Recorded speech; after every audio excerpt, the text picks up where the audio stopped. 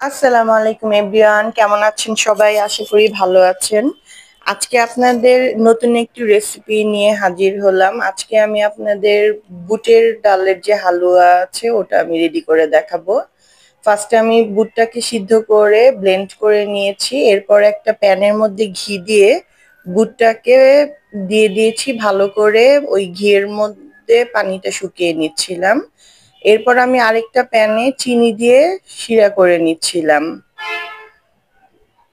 এই যে শিরাগুলো ঢেলে দিচ্ছি আস্তে আস্তে।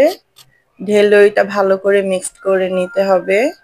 যতক্ষণ পর্যন্ত না এটা থিকনেসটা চলে আসে এটা নাড়তে হবে, অনবরত নাড়তে হবে, নাহলে লেগে যাবে নিচ দিয়ে।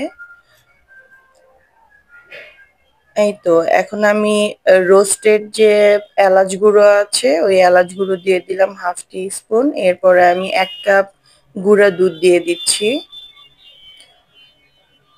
গুঁড়া দুধ দিয়ে এটা আস্তে আস্তে মিক্স করে অনবরত এটা নাড়তে হবে।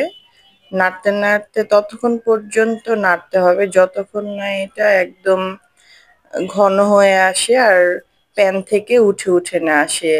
এই যে আস্তে আস্তে এটা এরকম হয়ে যাবে। হ্যাঁ, একদম এই যে টেক্সচারটা হয়েছে এরকমই হবে। এখন আমি একটা প্যানের মধ্যে একটা ডিশের মধ্যে আমি ঘি দিয়ে দিচ্ছি। ঘি দিয়ে ব্রাশ করে নিচ্ছি হালুয়াটা সেট করার জন্য। এখন আমি হালুয়াটা নিয়ে এসে হ্যাঁ, এখন আমি পর্যায়ক্রমে কিশমিশ দিয়ে দিব আর মোরব্বা দিয়ে দিচ্ছি। এটাকে নেড়ে মিক্সড করে নিব ভালো করে। এখন আমি ঢেলে দিচ্ছি জারের মধ্যে।